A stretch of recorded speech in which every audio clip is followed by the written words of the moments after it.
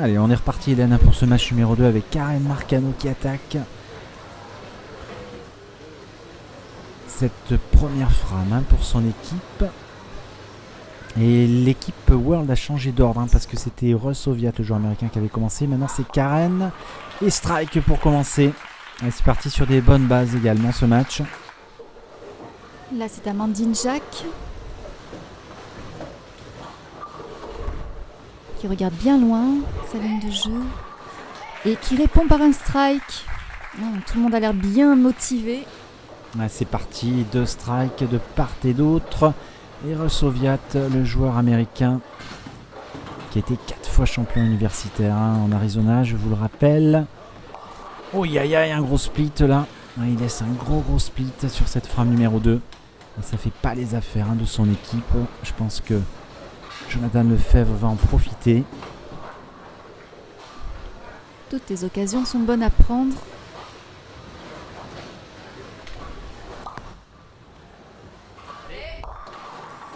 Et Jonathan laisse 2 quilles.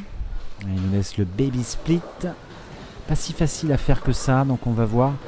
L'Américain, lui, a une mission beaucoup plus compliquée avec ce split à 4 quilles. Ça va être dur de le faire. Est-ce qu'il en tente que 2 ? Ouais, il joue 2 quilles. Et un trou, donc une open frame, comme on dit en anglais, frame ouverte. Et le joueur français avec ce spare prendrait déjà une option sur ce match. Alors, c'est plus facile à faire que l'américain. Et non, dommage, elle est pleine la boule sur la première quille. Il laisse une quille.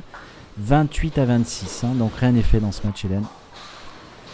Oui, c'est encore le début. Nous ne sommes qu'à la 3e frame avec Jacqueline Vitura pour l'équipe mondiale.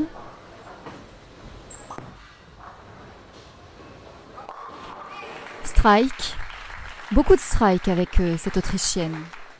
Quelle précision cette joueuse autrichienne qui a été championne d'Europe 1 junior. On le rappelle également. On avait un très beau plateau cette année. Alors, Estelle Bain sur cette frame 3. Et elle laisse la belle-mère. C'est 2 quilles qu'on a vu souvent au bowling du Mans sur les matchs de la QBKM Bowling Promotion Cup hommes et femmes précédemment. Alors, le joueur russe laisse jouer Estelle. Elle va finir sa frame. Normalement un spare assez facile pour Estelle.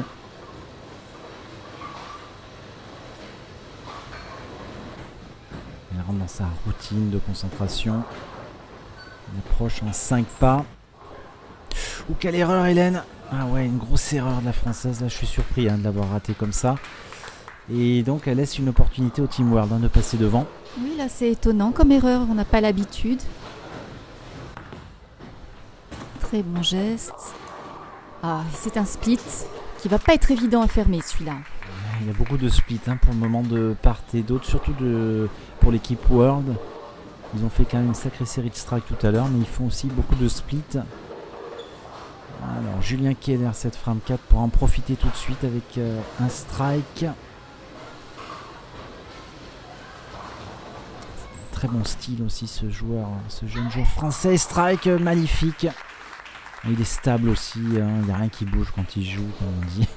Et c'est vraiment très bien. Alors le russe, Hélène. Pareil, il regarde loin. Oh là là, c'est vraiment parfait, rien à dire. Quelle boule le russe! Alors là, ça fait du bien à son équipe, ça permet de rester au contact de l'équipe de France. On revoit cette boule au ralenti, regardez, cette boule qui arrive vraiment où il faut pour que la quille aille chercher cette quille 7 là, extrême gauche. Vraiment très bien joué. Allez, Amandine Jacques se prépare sur sa frame 5. Il y a une dizaine de quilles de retard, mais L'équipe de France est sur un strike. Donc si Amandine strike, elle revient dans le match. Donc l'importance de cette boule. Ça a l'air pas mal parti ça. Et oui, super strike pour la Française. On la revoit, regardez cette boule au ralenti. La boule là qui est... Voilà, elle bascule là, regardez. Ça y est, elle bascule. Et là, elle roule et... Bing. Strike Hélène. Une boule vraiment technique.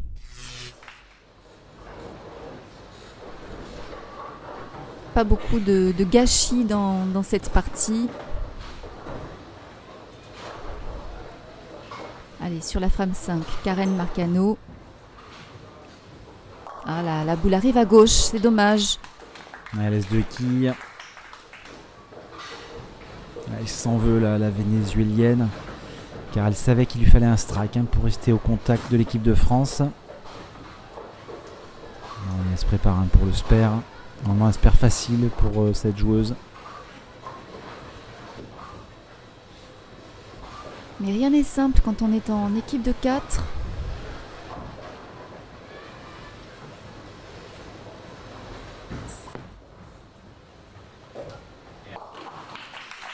Rien à dire, encore une fois. C'est tellement coulé, tellement limpide. Bien joué pour la vénézuélienne. Alors Jonathan Lefebvre, cette frame 6. Grosse concentration du français. Il y a une boule aussi très technique, Jonathan. Il a changé de stratégie, il est monté dans la piste, sa ligne de jeu aussi. Et la boule a moins bien fini, il laisse la belle-mère également. Et Resoviat sur la frame 6 également. C'est parti pour l'américain. La boule est à gauche. Il laisse une quille. Il laisse la quille 6. Jonathan sur son spare.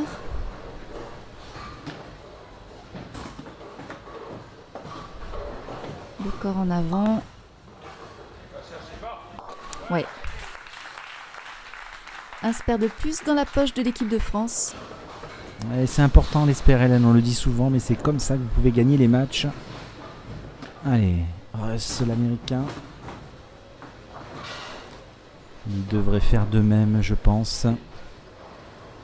Il envoie sa boule de spare à plus de 35 à l'heure, rendez-vous compte. Ouh, il la rate en plus. Ouh, il la rate, c'est peut-être le tournant de ce match numéro 2. Il s'en veut parce que là, il fallait surtout pas faire ça. Et du coup, l'équipe de France bascule en tête. Le match était serré, vous voyez, la moindre erreur de spare, Hélène, ça bascule. Alors, Estelle Bain sur la frame 7. Grosse erreur aussi de la Française dans cette frame numéro 7. La boule n'a pas du tout touché la quille 1. Il n'y a pas eu de friction, la boule n'a pas fini. Exactement. Jacqueline Vitura sur la frame 7.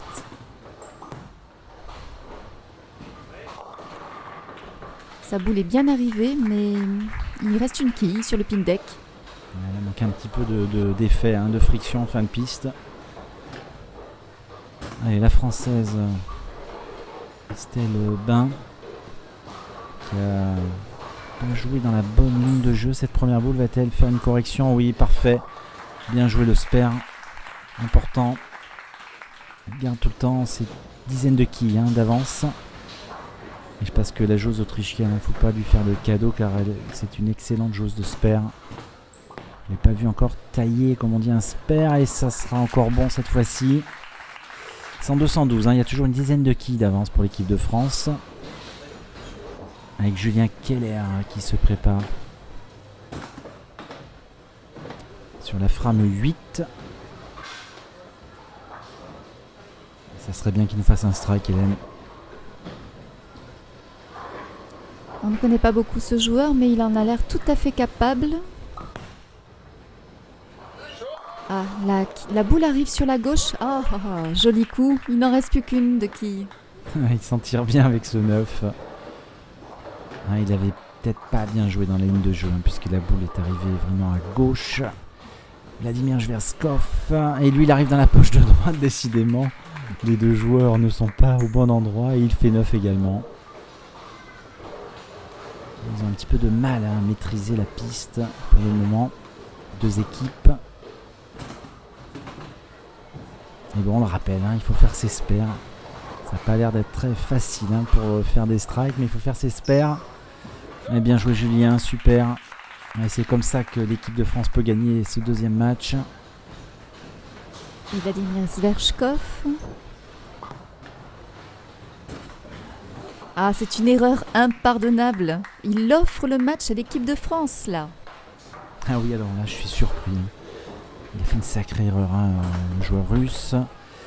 Et Amandine Jacques, du coup, est beaucoup moins de pression. Avec 11 kills d'avance. Allez, on a la frame 9. On va faire de split, Amandine. Pour sécuriser la victoire. Et ce deuxième point... Oh, là, il fait un wash out. Elle a peut-être changé quelque chose dans sa stratégie. Et du coup, attention parce que il faudrait pas que Karen Marcano fasse un strike. Parce qu'elle pourrait revenir du coup dans le match. Elle le sait, la vénézuélienne. Va-t-elle striker? Allez, c'est parti. Et strike. Et ouais, elle a le mental. Super.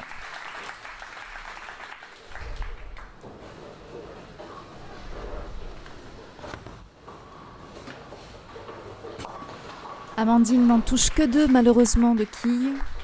Ouais, malheureusement Hélène, car regardez le score, 145-130, mais le strike pour le Team World n'est pas encore compté. Donc si Russ Oviat, l'américain qui se prépare, fait un strike, il revient dans le match. Et il le sait, le joueur américain. Il pose concentration, il souffle, il se détend, il visualise sa ligne de jeu. Il faut strike, sinon c'est perdu.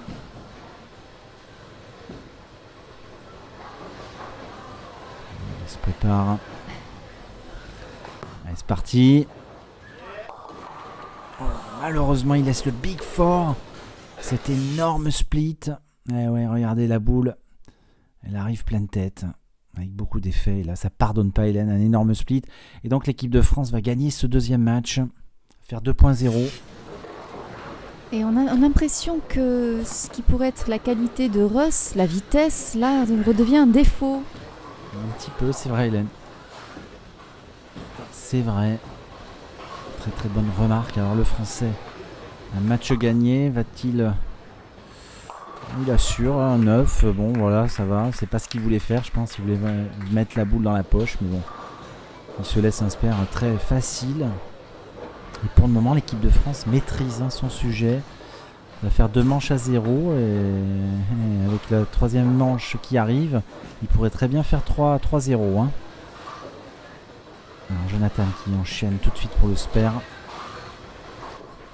Et on voit Russ qui a allé chercher une autre boule. Il va même pas tenter le split, il va faire un test pour les prochaines parties. Ouais, spare pour le Français, bien joué. Et regardez, Hélène, Russ a changé de boule, il fait un test. Pour sa première boule, voilà, il joue le strike et voilà, il a dû juger que cette boule avait une meilleure possibilité. Pour la suite, on verra ça tout à l'heure. La dernière boule du Français.